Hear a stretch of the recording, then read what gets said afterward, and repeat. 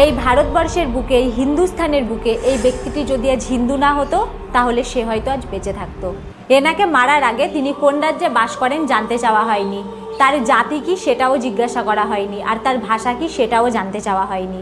শুধু একটিই প্রশ্ন করা হয়েছিল, আপনি কি হিন্দু?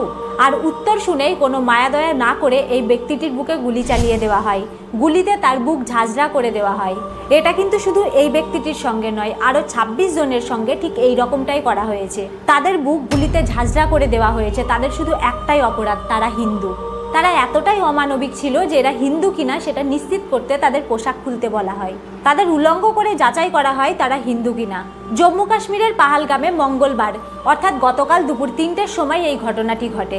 এই জঙ্গি হামলায় নিহত হয়েছেন বাঙালি পর্যটক কলকাতার বিতান অধিকারী।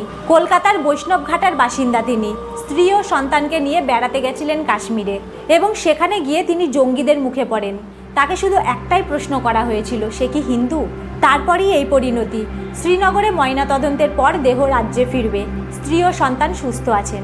এই হামলায় ২৬ জন নিহতদের মধ্যে একজন ইন্ডিয়ান নেভির কর্মকর্তা ও ২ জন বিদেশি নাগরিকও রয়েছেন, আর একজন সৌদি আরবের এবং অপরজন নেপালের নাগরিক।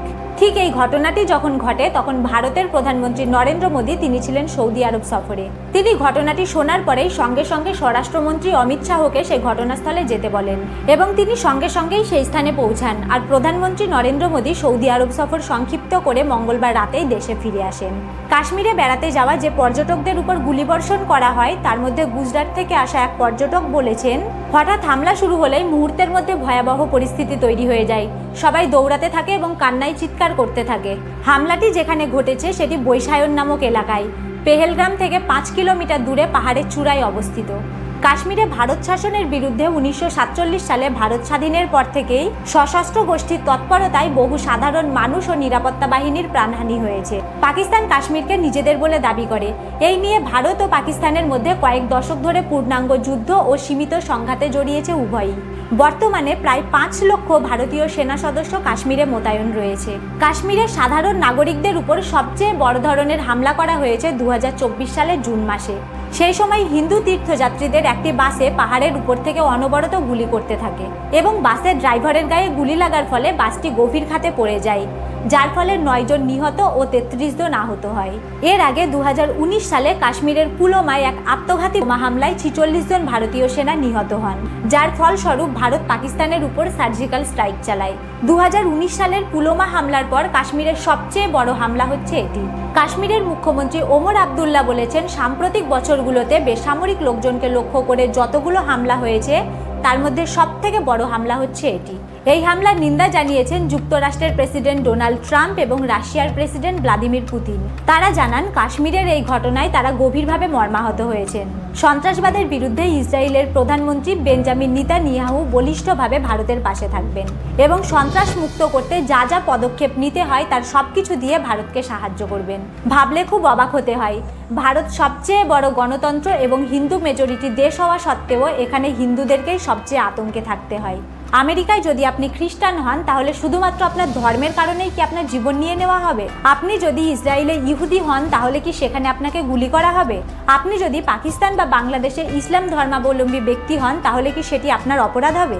আর চীনে যদি আপনার ধর্ম বৌদ্ধ হয় তাহলে কি আপনাকে মেরে ফেলা হবে? শুধুমাত্র ভারতবর্ষে যদি আপনার ধর্ম হিন্দু হয় তাহলে পোশাক খুলে তার পরিচয় আপনাকে দিতে হবে এবং যদি প্রমাণিত হন আপনি হিন্দু তাহলে গুলিতে আপনার বুক ঝাঁঝরা করে দেওয়া হবে। এই ঘটনাটি গতকাল কাশ্মীরে ঘটল এবং কিছুদিন আগে পশ্চিমবঙ্গের মুর্শিদাবাদেও এই একই ধরনের ছবি দেখা গেছে। মুর্শিদাবাদের হিন্দুরা নিজেদের প্রাণ বাঁচাতে এবং ছোট ছোট বাচ্চাদের প্রাণ বাঁচাতে বিএসএফ এর সহযোগিতায় মুর্শিদাবাদ ছেড়ে মালদায় পালিয়ে গেছে। তাদের অপরাধ শুধু একটাই, যে তারা হিন্দু। ২০১৯ থেকে ২০২২ সালের মধ্যে কাশ্মীরের বিভিন্ন জায়গায় ৯ জন হিন্দু পণ্ডিতকে গুলি করে হত্যা করা হয়েছে। ৫ই অক্টোবর ২০২১ এক হিন্দু দোকানদারকে তার দোকানে ঢুকে হত্যা করা হয়। আর সেই একই দিনে ফুচকা বিক্রেতা বীরেন্দ্র পাসওয়াল তাকেও হত্যা করা হয়। আবার সেই একই দিনে ৫ই অক্টোবর সত্যেন্দ্র কর নামের প্রিন্সিপালকে তার স্কুলে ঢুকে হত্যা করা হয়। ২০২২ সালে রেভিনিউ ডিপার্টমেন্টে কর্মরত রাহুল ভাট, রজনীবালা নামে একজন স্কুল টিচার এবং ব্যাংক ম্যানেজার বিজয় কুমারকে বিনা অপরাধে গুলি করে হত্যা করা হয়। সে দোকানদারই হোক, ফুচকা বিক্রেতাই হোক, স্কুল টিচারই হোক বা কোনো ব্যাংক ম্যানেজারই হোক, এইসবে তাদের কোনো লেনাদেনা নেই। শুধুমাত্র আপনি যদি একজন অমুসলিম হন তাহলে আপনাকে মৃত্যুর জন্য প্রস্তুত থাকতে হবে সেই সব মুসলিম আতঙ্কবাদীদের হাতে।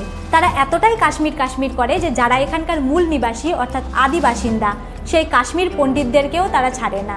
একটা সময় ছিল যে সময় পাকিস্তানের সহযোগিতায় ও পাকিস্তানের টাকায় কিছু পাথরবাজি কাশ্মীরি ইন্ডিয়ান আর্মি দেখলেই তাদের গাড়ি লক্ষ্য করে পাথর ছুটত। তাদের মূল দাবি ছিল কাশ্মীরে কোনো উন্নয়ন নেই, তাদের ইনকাম নেই, ভারত সরকার কাশ্মীরের দিকে নজর দেয় না। আর সেই কারণেই এখানকার যুব সমাজ ভারত সরকারের উপর ক্ষিপ্ত।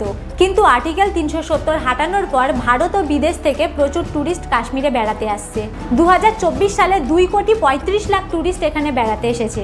2024-এ বিধানসভা ও লোকসভায় কাশ্মীরের জনগণ ভোটে প্রচুর অংশগ্রহণ করেছে। শ্রীনগরে ফর্মুলা 1 রেস হচ্ছে। G20-র মতো আন্তঃরাষ্ট্রীয় ইভেন্ট এখানে অনুষ্ঠিত হচ্ছে।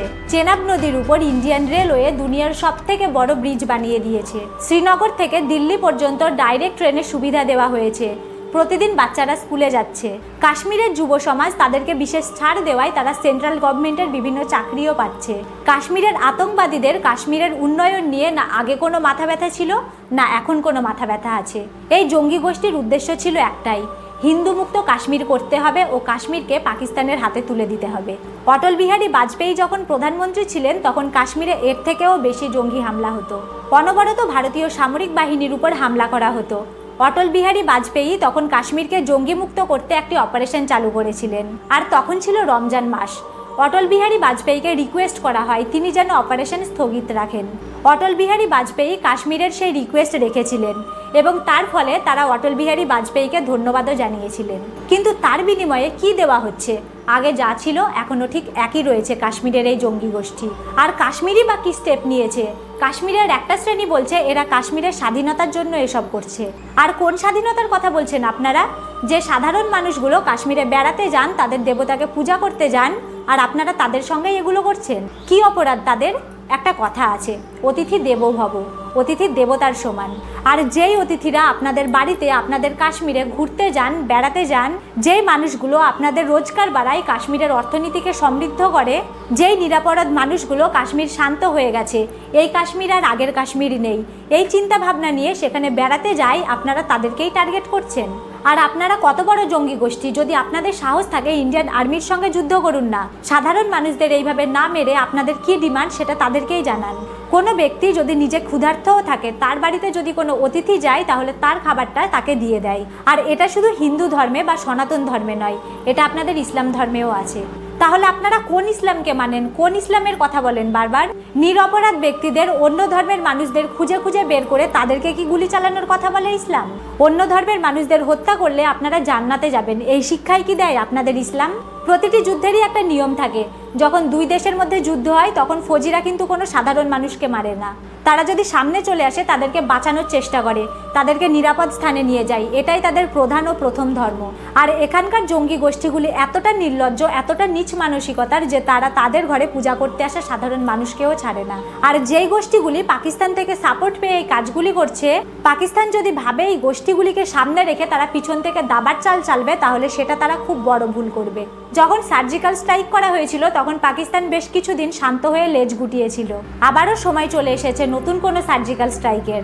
ইন্টারন্যাশনাল রিলেশন, বালুচিস্তান, পাকিস্তান, ভারত, বাংলাদেশ যাই হোক না কেন, তার প্রভাব সাধারণ মানুষের উপর পড়বে, এটা কিন্তু ভারত সরকার কখনোই মেনে নেবেন না। কাশ্মীরের এই মর্মান্তিক ঘটনার শিকার যে কেউ হতে পারে। যদি আপনি বা আমি এই কাশ্মীরে বেড়াতে যেতাম তাহলে তাদের শিকার হয়তো আমরাও হতে পারতাম।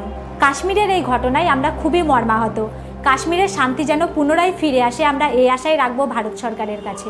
প্রতিনিয়ত ন্যাশনাল এবং ইন্টারন্যাশনাল আপডেট পেতে আমাদের এই চ্যানেলটিকে অবশ্যই সাবস্ক্রাইব করে রাখবেন। দেখা হচ্ছে পরবর্তী ভিডিওতে। আপনাদের সকলকে অসংখ্য ধন্যবাদ।